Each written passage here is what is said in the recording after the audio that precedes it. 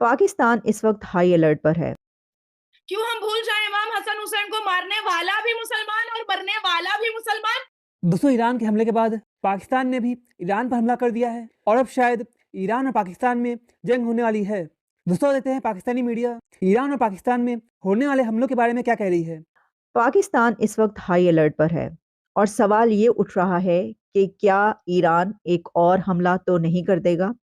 और ईरान ने जब हमला किया तो उसके बाद भी पाकिस्तान की तरफ से कोशिश की गई कि ईरान इसके ऊपर माफी मांग ले या ऐसा रवैया इख्तियार करे कि जिसके बाद पाकिस्तान को रिटेलिएट ना करना पड़े। खबरें अब बीच से ये आ रही हैं कि पाकिस्तान ये चाहता था कि इसका जवाब ना देना पड़े और ईरान ये कहे कि उससे गलती हुई है और उसने जो किया है उसकी कोई ना कोई एक्सप्लेनेशन आ जाए ताकि बात आगे ना बढ़े। लेकिन जब ईरान की तरफ से कहा गया कि हमने ये हमला किया है और भी करेंगे, तो उसके बाद पाकिस्तान ने स्ट्राइक बैक करने का फैसला किया। देखिए, इस वक्त जो टेंशन है वो इंक्रीज हो चुकी है। डेवलपमेंट्स इसके अंदर और भी हैं, जिसमें ईरान रेवोल्यूशनरी गार्ड्स के कर्नल अल हुसैन का कत्ल भी सामने आ रहा है और ईरान की तरफ से ये कहा जा रहा है कि कर्नल अल हुसैन किसी कल्चरल एक्टिविटीज के उसके मिशन पर थे वहां पर, जिस जगह पर जो कि कहीं पर जाहिदान आ रहा है, कहीं पर बॉर्डर कहा जा रहा है पाकिस्तान के साथ जो बॉर्डर है, उनको जो कत्ल किया गया उसके साथ ही उनके दो बॉडीगार्ड्स भी मारे गए हैं और इसकी रिस्पॉन्सिबिलिटी कहा जा रहा है कि क्लेम कर रहा है जैशुल अदल ग्रुप। अब जैशुल अदल ग्रुप वही है कि जिसको टारगेट किया है ईरान ने। ईरान ने जब हमला किया पाकिस्तान पर तो उसने कहा कि हमने जैशुल अदल उस दहशतगर्द ग्रुप को टारगेट किया है जो एक अरसे से हमारे गार्ड्स के, पुलिस के, फौजियों के खिलाफ कार्रवाइयां करता चला आ रहा है। तो अगर तो ये कर्नल की हलाकत की रिस्पॉन्सिबिलिटी जैशुल अदल ग्रुप क्लेम कर रहा है, तो उसके बाद क्या ईरान अब एक बार फिर जैशुल अदल पर टारगेट करेगा, पाकिस्तान के अंदर या बॉर्डर पर या किस जगह पर? तो यही वजह है कि मैंने कहा कि पाकिस्तान इस वक्त पूरे तरीके से हाई अलर्ट है और वही सवाल उठाया जा रहा है कि अब क्या होगा। देखें, ये इस कत्ल पर इब्राहिम रईसी का ये कहना है कि हम इस कत्ल का बदला लेंगे, हम खून के एक एक कतरे का हिसाब लेंगे। तो खून के एक एक कतरे का हिसाब लेने की जब बात की जाती है तो इसका मतलब ये है कि कोई उन्होंने सोच रखा है या वो इस बात से झिझक नहीं रहे कि अब कुछ भी ऐसा होगा तो उसके ऊपर जो है कार्रवाई की जाएगी। जहां तक बात यह है कि पाकिस्तान की तरफ से जब ये स्टैंड सामने आया, बल्कि ये भी कि पाकिस्तान की तरफ से जो स्ट्राइक बैक किया गया उसके बाद ईरान की तरफ से पाकिस्तान के चार्ज डी अफेयर्स को समन किया गया, उनसे अपना प्रोटेस्ट रजिस्टर करवाया गया है और उनको कहा गया है कि ये क्यों हुआ है, एक्सप्लेनेशन मांगी गई है।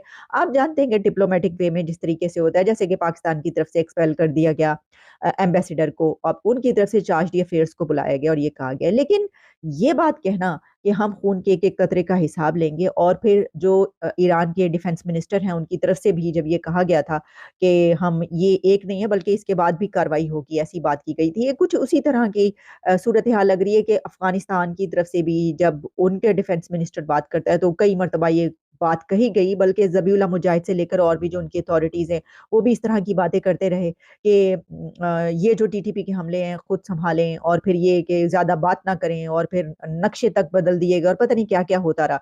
उसके ऊपर भी हमने देखा कि जुबानी जो है वो लड़ाई तो एक नजर आई थी, बल्कि पाकिस्तान की तरफ से तो आर्मी चीफ से लेकर डिफेंस मिनिस्टर तक ने फिर उसकी जवाब जो है वो खासी गर्मा गर्मी हो गई थी। लेकिन ये जो सिचुएशन है ये तो प्रैक्टिकली यानी बाकायदा जो है वो हमले हो गए हैं एक दूसरे के ऊपर। पर नाज़िया जी क्या कहना चाहेंगी? मुसलमान ने मुसलमान को मार दिया, तो अब तो हम हमारे पास मौका भी नहीं कि हम कह सकें कि ओहो ये तो यहूदियों की साजिश, ये तो हिंदुओं की साजिश। देखो, जब भी मैंने शोएब तुम्हारे चैनल पर थोड़ी करवाहट और थोड़ा रियलिटी को मैंने, सच्चाई को मैंने मुंह खोल के रखा है, तुमने भी मुझे कहीं ना कहीं चुप कराने की कोशिश की थी। तुमने भी कहा था कि नहीं आप बहुत कड़वा बोलती हैं। आज बोलने देना, आज बोलने देना, क्योंकि मजहब से तो मैं भी मुसलमान हूं ना। ला इलाहा इल्लल्लाह मुहम्मदुर रसूलुल्लाह तो मुझे भी पढ़ाया गया है ना। जब मेरा जन्म हुआ था, जब मेरी पैदाइश हुई थी, तो मेरे भी घर के मर्दों ने आजान आजान पढ़ करके मेरे कान में फूका है ना।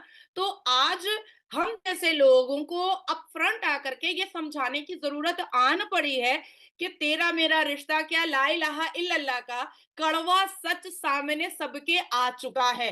और मैं घमंड करती हूं अपने भारत के सनातनियों पर कि शब्बीर का कातिल हमारे हिंदू भाई नहीं है।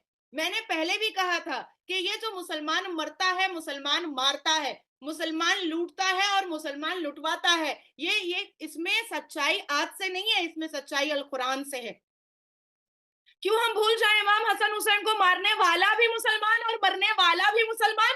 हम भूल जाएं हजरत अली को मारने वाला भी मुसलमान और हजरत अली का सीना जो चिरा वो भी मुसलमान, हजरत अली के आगे और पीछे भी मुसलमान नमाजी, हजरत अली के बगल में बैठ करके जो सीना चीर रहा था नमाजी वो भी मुसलमान था।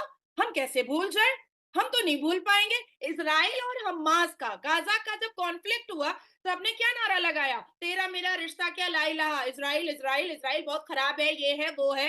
भाई बनी इजराइल तौरात में, कुरान में हर जगह बनी इजराइल का जिक्र है, तौर में भी बनी इजराइल का जिक्र है। हमारी 5 अलहामी किताबें हैं, तौरात, जबूर, बाइबल, इंजील, कुरान, हमारी 5 अलहामी किताबें हैं। आप 4 को गालियां दोगे माँ बहन की और एक को आप जस्टिफाई करोगे, कैसे करोगे?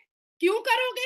आपने अपने आप को इस अथॉरिटी की पोजीशन पर कैसे डाला कि आप 4 अलहामी किताबों को गालियां दे करके आप साबित करोगे कि नहीं इजराइल तो था ही नहीं। भाई पहले इजराइल था, पहले इजराइल था। बनी इजराइल का जिक्र तौरात में है, जो पहली पहली अलहामी किताब है।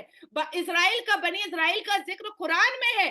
और आज देखो उन्होंने इजराइल को कितना इंप्रूव और डेवलप कर दिया है कि पाकिस्तान, ईरान ये सब सोच भी नहीं सकता था। दोस्तों, ईरान ने कहा है कि उसने आतंकियों को मारने के लिए पाकिस्तान पर एयर स्ट्राइक किया है और पाकिस्तानी सरकार ने भी यही कहा है कि पाकिस्तान ने ईरान में रहने वाले आतंकियों को मारने के लिए एयर स्ट्राइक किया है।